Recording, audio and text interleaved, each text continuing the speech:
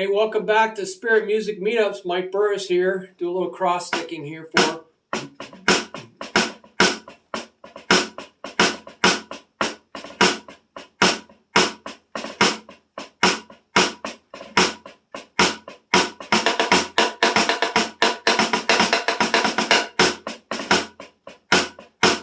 a little Roomba for you. Some spontaneity. I just make stuff up as the Lord shows it to me. That's what this website's about. Just trusting, letting go and letting God. So we're on a revelation. A lot of times I get dreams and visions, and sometimes I'm just asking the Lord. Sometimes I go into prayer. Sometimes I'm looking at my pillow over my head and try to blank out the world.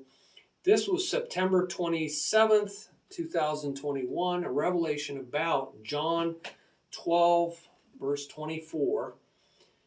Kernel of wheat buried in the ground.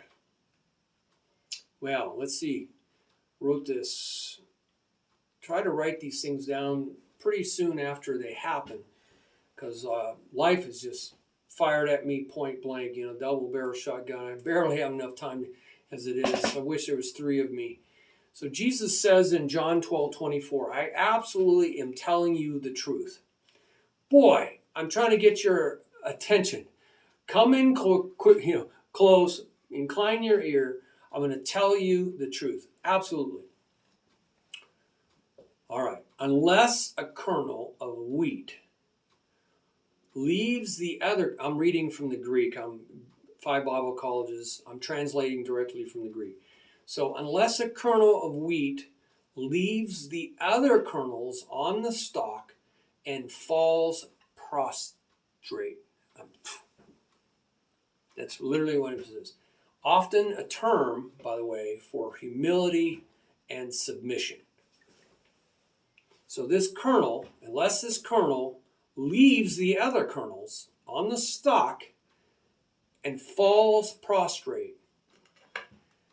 Okay, and then it says, uses the Greek, penetrating into, to produce a specific result, ice. It means toward and reaching the goal of. All right, it fell towards the ground and reached the goal of that falling to the ground, and coupled in the Greek, not an extra idea, not a separate idea, but a integrated idea, is buried into the ground as if dead. Okay, so we see this little kernel. Unless this kernel leaves those kernels on the stalk, falls to the ground, prostrate, that submissively, okay, with humility, towards the ground and into the ground. It has to hit the ground. That's the goal of this whole process. And pass into the ground as if dead. As if the kernel's dead. The kernel, Jesus says, remains just as it is. So the kernel just remains as is, unless it goes through this process. However, if it does go through this process, then it shall indeed bear or carry or hold. Okay, it's going to hold and bear. It's going to bear, it's going to produce, and then it's going to hold, and then it's going to carry much fruit. So this wheat stalk is just grass. I don't know if you've ever seen wheat. It's just a blade of grass. It looks like just, grass out here, just wild grass. You see grass that has these little things that look like wheat. It's similar, but there's a lot more kernels on wheat grass, okay? And so it's just grass. And Jesus is saying, it's just going to remain as it is. Do you really want to remain as you are? I don't want to. I've lived long enough to tell you, I've tried everything. I went down this road, like Neo in the movie The Matrix. Trinity says, Trinity, blows his mind, tells him all this stuff. He's in this cab, it's raining cats and dogs at night, and he says, I'm out of here. I don't want to be part of this crazy scheme. And he opens the door, he's going to run out, in this rain, just pouring down rain. How miserable is that? But he was willing to do this and go down this alley, this long road. And she says, you know you've been down this road before. And you know it doesn't go anywhere. No matter how many people try to tell you it goes somewhere, it doesn't go anywhere. And you've been down that road before. And it's miserable. You're going to be miserably cold, first of all. And it doesn't go anywhere. So you go walk through all this rain. You work, do. And you're told, hey, this is the way to go. And it turns out to be a dead-end road anyway. So the Lord says this.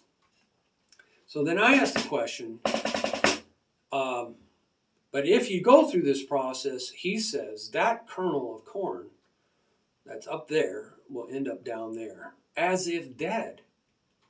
It looks like it's dead. That looks alive. That has the appearance of life. But this down in the ground looks dead. But Jesus is saying, unless you go there, and that takes a lot of humility, a lot of letting go, a lot of surrender. And there's a page called Surrender. It's just not going to bear or hold or carry much fruit. And I ask the question, how?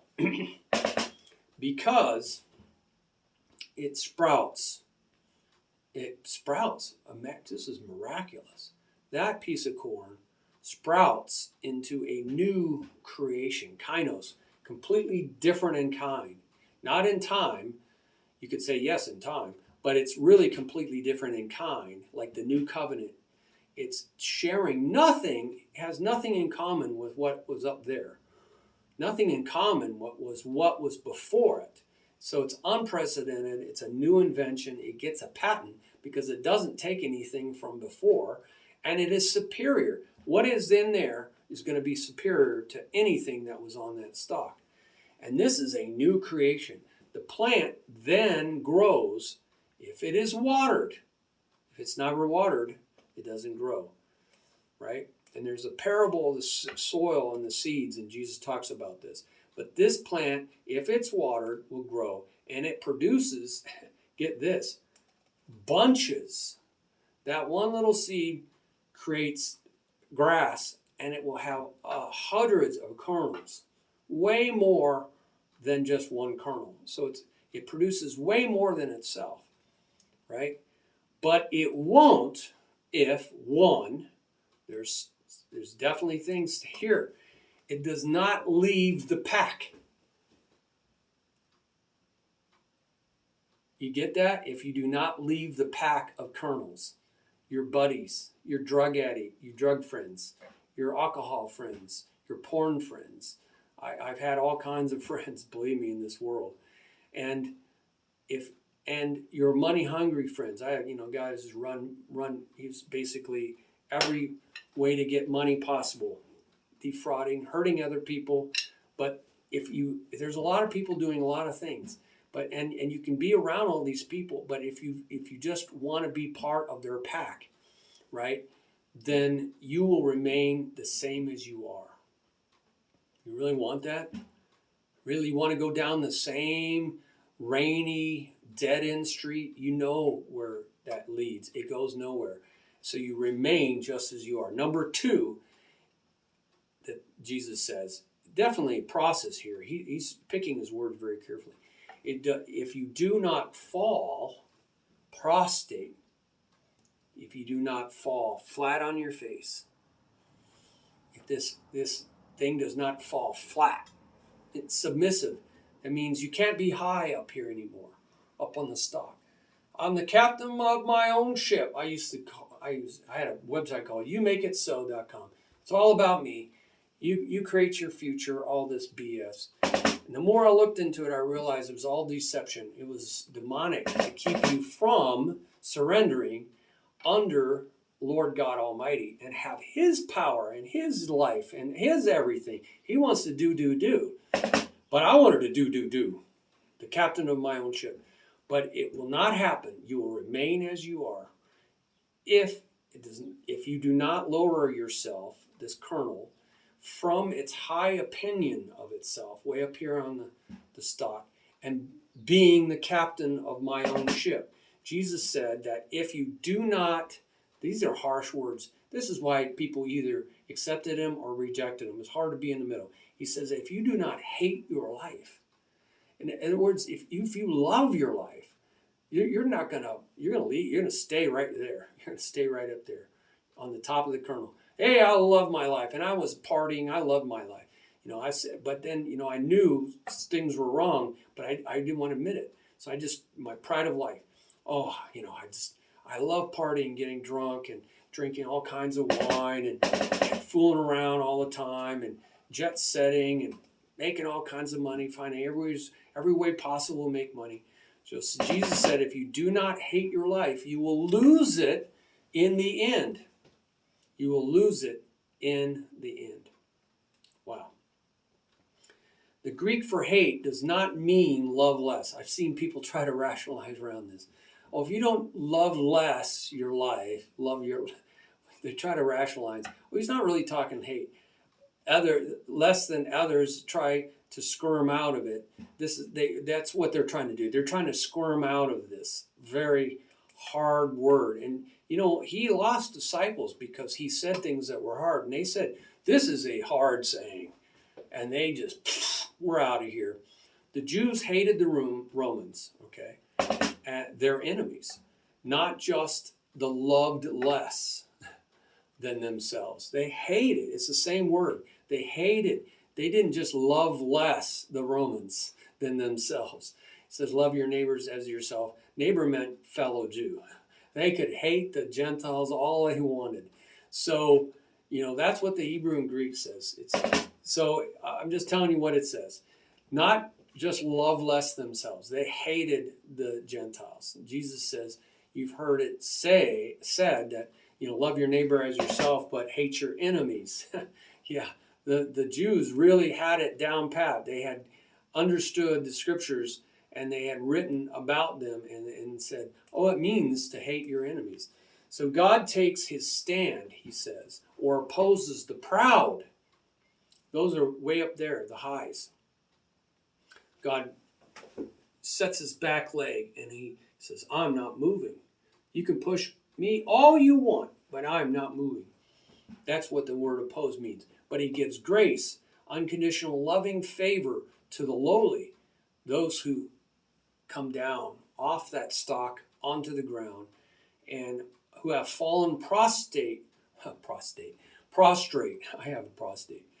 They have to fall prostrate from yourself. You're up here. This is me. I'm proud. I'm proud of my life. Don't bother me. Don't bother me with the facts.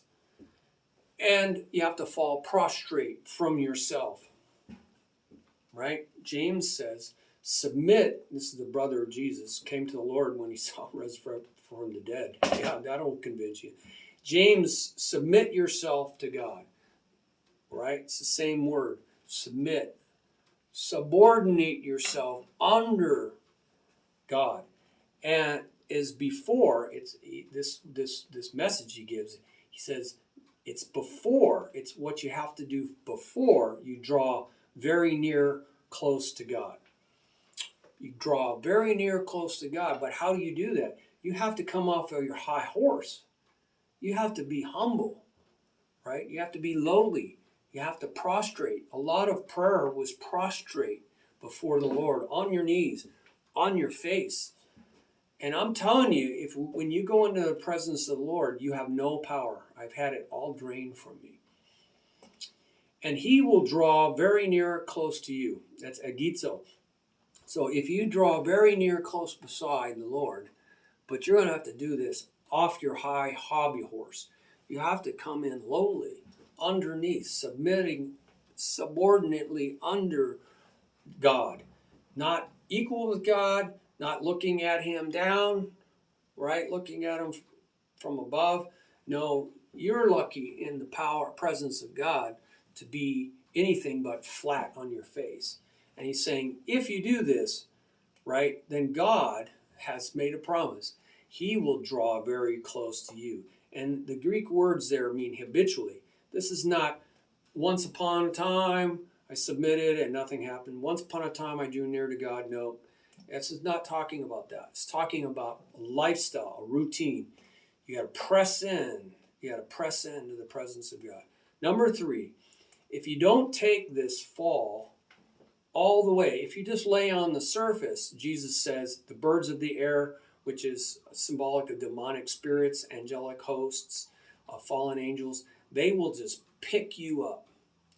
You're just not protected. I know, I'm a gardener. If you throw seed out for your lawn and you don't cover that and protect that with some kind of mesh or hay or something like that, the birds will come in and eat all that seed up, and you won't have any grass.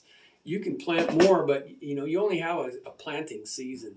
So you will just lose your crop if you don't put the seed in the ground. And so he's saying you got to put yourself into the ground, not just on the ground. So you got to go deeper than just off your hobby horse, your high and mighty horse. You got to not just prostrate yourself before the Lord, not just submit, not just this one time. This is all routine stuff. This is lifestyle. Okay? Then you have to go down into the ground. That's the objective. That's the purpose of this whole process, he says, to get down in the ground. And this is a picture as if dead, right? This is where you finally die to yourself. So this is a picture of burial. Jesus repeated, if you don't voluntarily, see, he repeats himself to get a point across, the point across. He says, if you don't voluntarily take up your cross, which is a symbol of execution, it was brutal execution, death. In the Roman, they crucified 3,000 in the time of Pontius Pilate. Jesus was one of them. Take up your cross daily and follow me. So you have to die to yourself.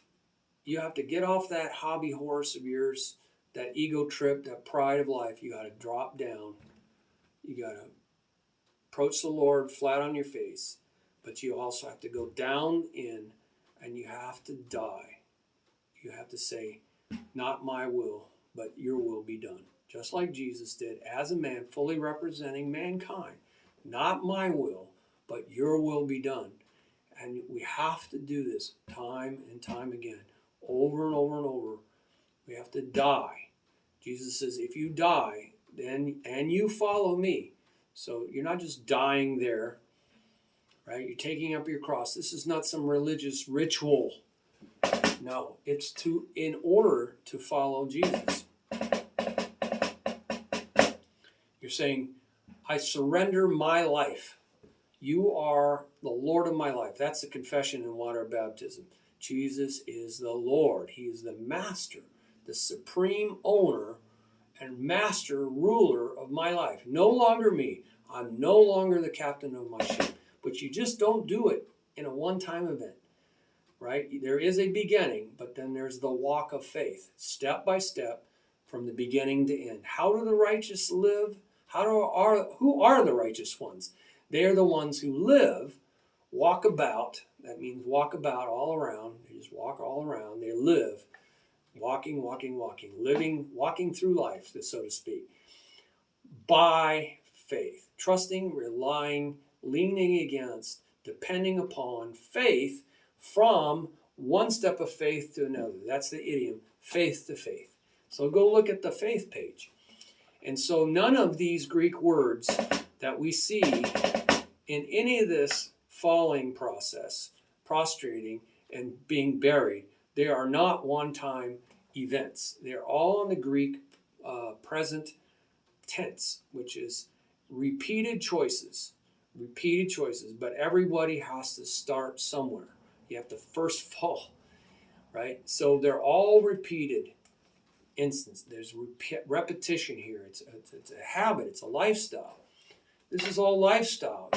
You're not just carrying your cross, picking up your cross one time and carrying it one time. No, it's a daily thing. He even says in another verse, daily. Yeah, it says Pick up your cross daily. I mean, he really got that point across every single day. And so Jesus is radical. No kidding. He's exclusive. I'm the way, the truth. I mean, these are very powerful words. Bold them, underline them. I am the way, the road, the life, the truth. There's no one, absolutely, in possibility or in fact, that can come to the Father except through me. Boom. Period. There's broad as the road that leads to destruction, and many travel it. But very narrow is the way, very confined, very constricted. You can barely get through it. And it's kind of skinny your way. And very few find it because he says, I am that gate. I am that road. I am that gate on the road. And I am that door on the road. So he uses different words, but it all means the same. So otherwise, if we don't do this, a lot of people walk away. And they're in hell right now. Absolutely, he says, this is your destiny. If you don't put your faith in the Son, and you don't, it's, by the way, that's routine also. If you're not routinely putting your faith from the beginning to the end, if you back out, those who endure to the end shall be saved. And he's talking about enduring faith in context. So he says, if you don't do this, you're already condemned. The road is already going right into the pit of hell. People have seen it. Literally millions of people just walking right into this dark pit of the judgment. And so he says, I didn't come to do that. They're already going there. John 3:17. But I came to rescue them, to destroy the works of the devil that are making them go down into this pit. And what is the work? You just stay where you're at. If you just stay where you're at, you're going to go there. Because you're already condemned. If you stay where you're at, you're already doomed. Right? You're already going into the pit. You have to go through this process. Bam, and then in and die. Right? And that's what the whole New Testament gospel message is about. Otherwise, if we stay right where we are, along with the others, the crowd, wide is the way and so many follow it. The crowd, if you want to follow the crowd, well, there's plenty of people going right into the pit. You'll be with them forever and ever and ever in absolute agony. Everybody who's died, near-death experience, they see the light and they can hear the agony in the darkness. Horrible agony. So you get the same results. You just stay where you're at. You'll just stay where you're at. You get the same results. Always expecting something more, but never getting it. That's called the definition of insanity. People keep thinking, I'll just get a little bit more. I'll just get a little bit more. And it never does anything. I'll just get a little bit more. It's like a drug. I'll just get a little bit more higher. But it doesn't do it. It's just destroying their body more and more and more and more until they finally die. And this is true for the unsaved. They're just staying where they're at, and they're going to just perish. Jesus says you have to repent. You have to turn. That's what repent means. Or perish. You're going to either turn flat on your face, down into the ground, and die. And then you'll produce much fruit, great fruit, amazing fruit in your life. Because God does this miraculous, supernatural thing. He turns that dead kernel that fell into this amazing plant that produces all this fruit. And you would never know my life before 1980. And the Lord is gracious. He comes and he gets us straying sheep. So even though I strayed big time for like 15 years, he caught me in a really big way. You'd have to go look at my story. So go look at my story, Mike's story. And so 80% of the church, I would say, is just staying where they want to stay. They just, right there. There's the 80-20 rule. The masses, they just stay where they're at. And it's very deceiving. It's very comfortable. They get in their comfort zone. But it's time for us to get back on track. We're running out of time. Time is short. So many people that are seers, right? They know time is short. This is not the same old, oh, Y2K. Oh, no, no. These people have prophesied their whole life and they know it's changed. They've been evangelists their whole life. Everything's changing. They can't put, it's just, they know everything's changing. This is not same old, same old. We're winding down. We're getting ready for the final harvest where Jesus says, I'm going to send out my angels and I'm going to get who are mine. I'm going to get the wheat. I'm going to get the real harvest and I'm going to leave all the rest and it's going to get burned up in an unquenchable fire because he's holding everything together, right? By his word. His rhema word is holding everything together. All he has to do is say, no more. And it flies apart. And we know the Big Bang. Poof, energy release, atomic bomb. Oof. When you release what's holding everything together and you release all that energy that is holding all things together, it's just pure consuming fire. It's like a massive atomic bomb on a scale we cannot imagine. That was the Big Bang. Just, I'm going to let go. Boom. And universes are created. But you wouldn't want to be there when that happens in the Big Bang. But that's what's going to happen. So he's warning us. He's telling us, hey, there's a way that seems right to a man, but its way is destruction. Oh, it seems right. I mean, I was content, but I wasn't content because when I was done partying all night, I'd go home, put my head on my bed and say, God, there's got to be something more than this. I just feel empty. What is the deal here, man? I just partied hardy, man. Eat, drink, and be merry, for tomorrow we will die. And yet, I feel empty. I feel like it's not happening. Why is it not happening? This is so mysterious. I've got a money, I'm jet setting, I got sports cars, I'm skiing, I got the babes, everything. I don't understand this. You know, it's supposed to be everything everybody tells you. You know, you see in the movies and everything. But they're not telling you the truth because they don't know either. They don't know. They have no clue. Everybody's so proud they don't want to admit. I don't know what I'm doing, right? I don't know what I'm doing. I'm just doing what everybody else is doing. I'm just following the crowd, man.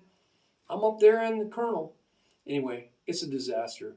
You need to turn. You need to just say, like really, Neo did. He goes, he looked down there and he says, you're right, man.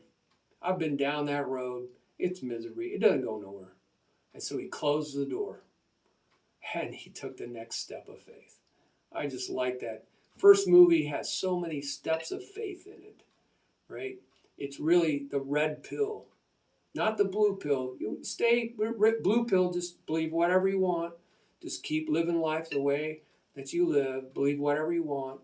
It's all going to the same place. No, all roads don't lead to God. Almost all roads go to God.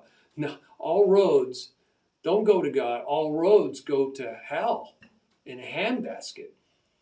Only one road leads to God, and that's what Jesus said. It was only one way. Always ever has been one way. The whole plan of God was just getting people ready for the one way, the Messiah, the anointed one. Anyway, so I hope you got something out of this. God bless you. You can share your ideas with others down in the comments. That'll help everybody. And so we can learn from one another. Iron sharpens iron. And also, you can share blessings. There's a button on there that'll help move things along faster. So my phone is tilting on us. Hey, I'll just tilt. You got to go with the flow, right? All right. God bless you. Bye-bye.